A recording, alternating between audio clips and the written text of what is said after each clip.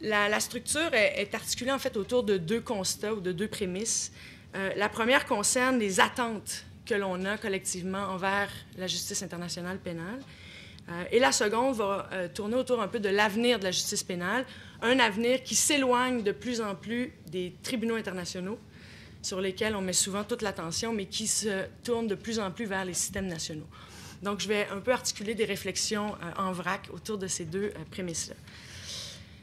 Donc, la première prémisse, c'est que les attentes, à mon avis, les attentes qu'on a envers la justice internationale pénale ont beaucoup diminué depuis sa création, ou en tout cas sa renaissance. Donc, on sait tous que la justice pénale a vécu une renaissance dans les années 90 avec la création des tribunaux ad hoc. Et à ce moment-là, on lui a imputé à cette justice internationale pénale toutes les vertus.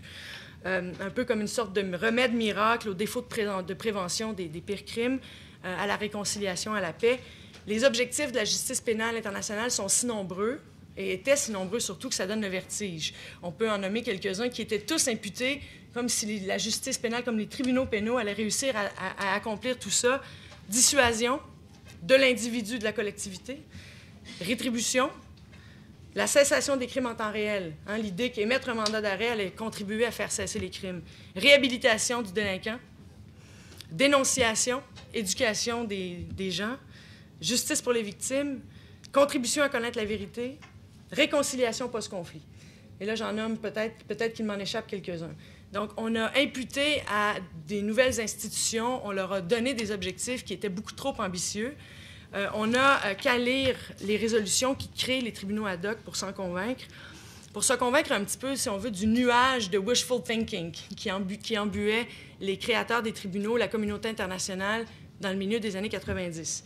Je vais vous lire deux petits paragraphes du préambule de la résolution 955 que vous connaissez bien donc en 1994 pour la création du TPIR, donc du tribunal pénal pour le Rwanda.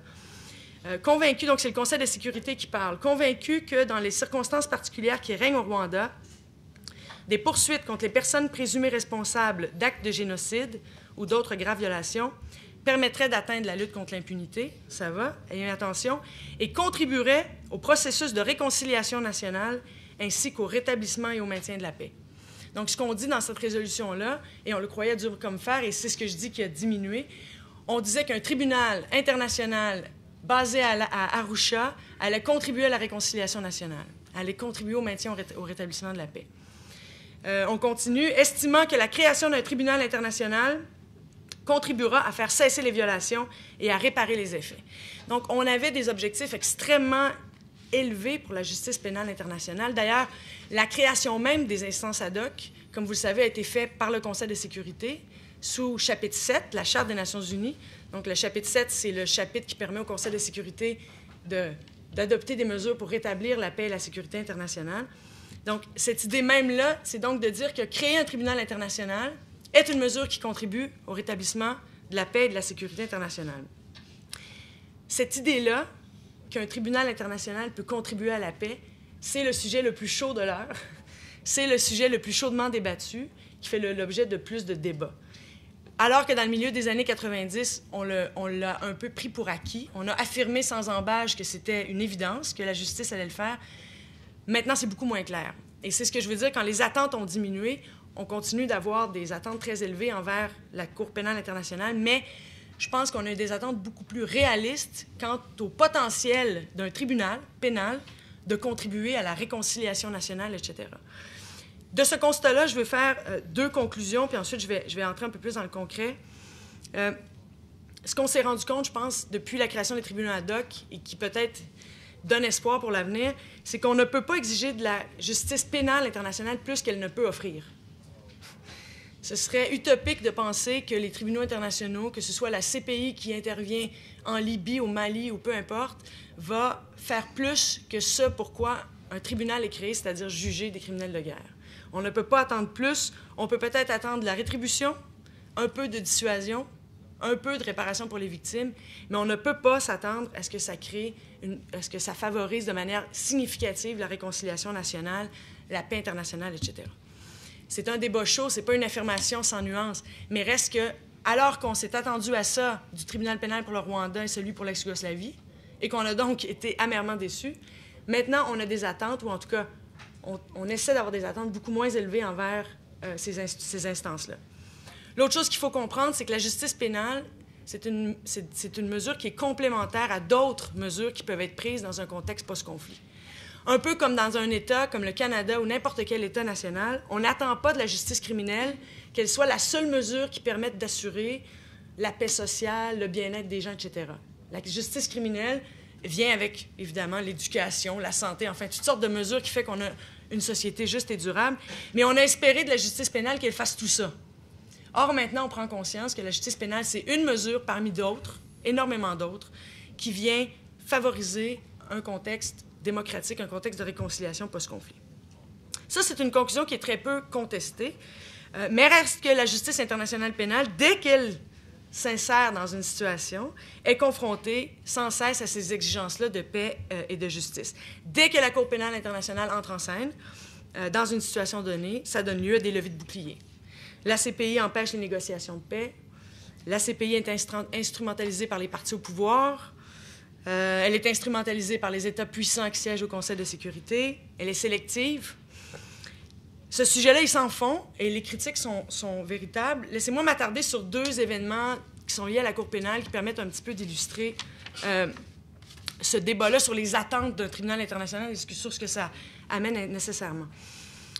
Il faut comprendre que la CPI a maintenant 8 situations devant elle, donc 8 situations conflictuelles sur lesquelles elle se penche.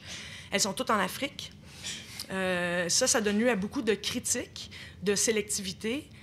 On pourra en reparler si vous voulez en période de questions. Mon objectif n'est pas d'en parler.